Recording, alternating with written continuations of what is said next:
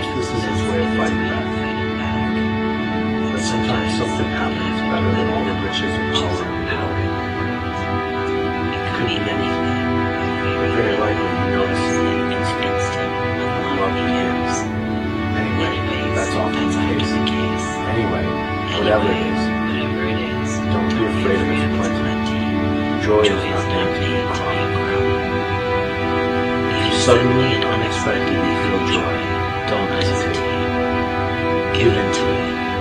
There are plenty of lives and whole towns destroyed or about to be.